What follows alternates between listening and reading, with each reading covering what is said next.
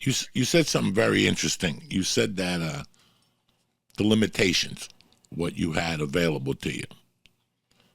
What do you mean by that? So we grew up in a like middle lower class community. At my core, my mother was a bartender. My father was a meat salesman that booked bets.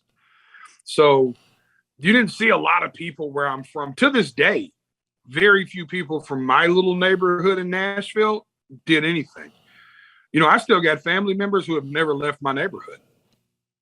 Like they've never even come to my shows on the other side of town. You know what I'm saying? It's like in your world, it's like a motherfucker that grew up in Brooklyn and never went to Manhattan. You know what I'm saying? It's like, yeah, fuck, I need to go there for it. You know what I'm saying? It's like, that's how they feel, I got people, the old Southern motherfuckers that are still in that same trailer park right now. It's like, yeah, you want to see us? Come see us. I'm like, yo, I'll like send you a black card to come eat dinner with me. They're like, yeah, we don't care. You bring your Hollywood ass to this trailer park, come holler at us.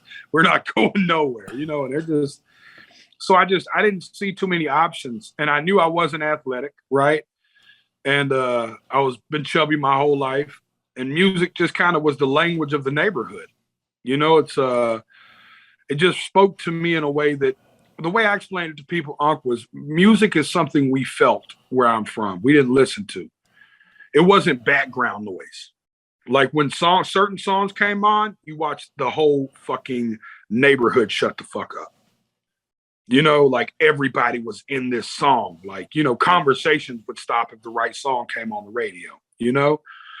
My mother used to sit at the kitchen table and she'd be smoking cigarettes, right? My mother, you'd love her to death, Uncle Joey. She is fucking as white trash as you would expect her to be. I fucking love this bitch. She is so white trash, right?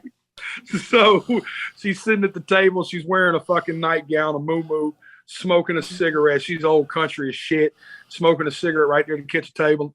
And she'd have a record playing, and she'd just close her eyes. And she struggled with like addiction stuff and mental health shit, And I'd watch her smoke that cigarette, and she'd she was happy. And it's like the only time I ever seen her like truly escape the shit, And I tell people, if a doctor would have helped my mama, I might be a fucking brain surgeon. But music helped my mama. You know what I'm saying? So music was what I related to helping, She'd play these old classic Motown records.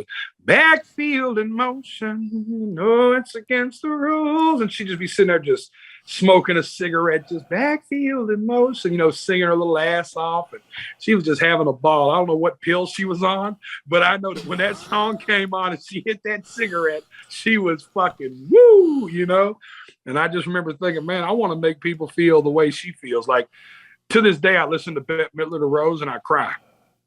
Because I think about my mother sitting at that table, just smoking a cigarette, smiling, going, play this at my funeral, baby Jason.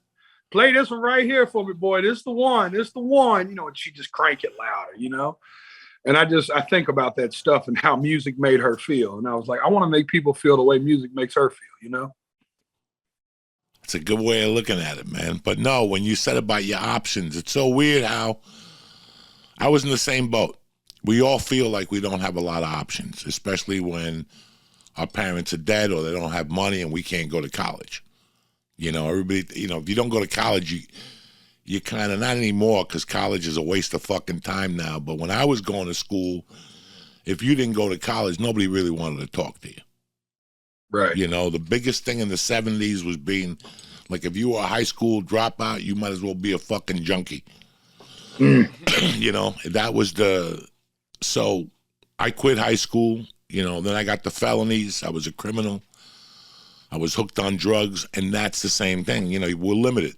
I really wanted to be a musician, but I know I would have pawned that motherfucking guitar. It doesn't take a genius to know. If I would have gotten to music, I would have been one of those guys that would have had to take the fucking amp out of Hawk, the guitar out of Hawk. Like, are we doing a gig Friday night? I don't know. I need $59 to get my fucking amp out of Hawk. I was always one of those guys. That's why I went for comedy, because all you need is a microphone and three motherfuckers, So, and then the microphone's provided, and that's it. Yeah. Right. So when you said that, it's very like this is what was handed to you, and you ran with the fucking thing.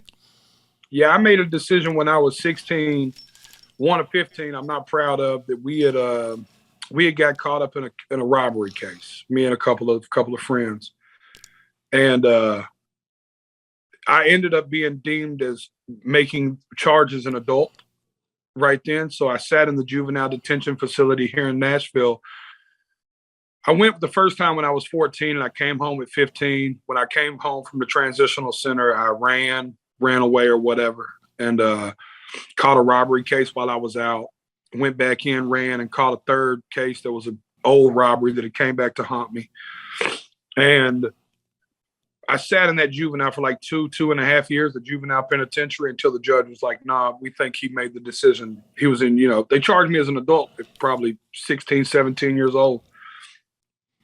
And I went to the adult prison then with a violent charge. And in the state of Tennessee, Uncle Joey, they don't forgive violent offenses under no circumstance. It's unexpungible down here. Like I need like a pardon or something. So at that moment, I was like, dude, I'm never gonna, I'd already knew music's what I wanted to do, but I knew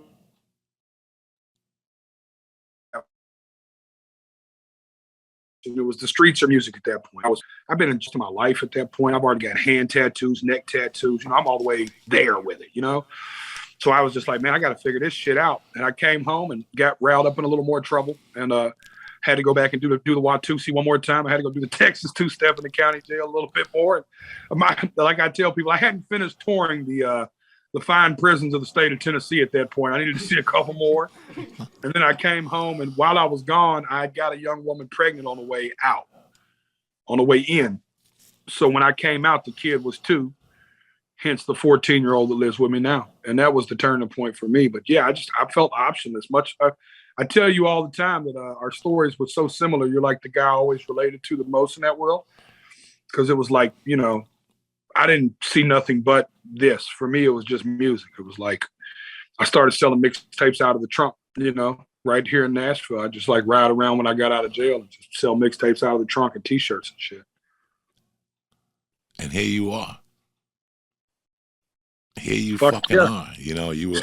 So when you came out and your daughter was 2, when was the first time you went into the studio? When was the first time you wrote a lyric? What were you feeling? I had a lot of stuff from jail where I just sat in there for a couple of years and wrote. I just wrote a bunch. And I'll send you the clip of the video, but I came home and my dude at the time, YouTube was new. And I was so lucky I got to YouTube early, Uncle Joey. It was back when you had to go on a hard desktop computer and type in YouTube. The cell phones are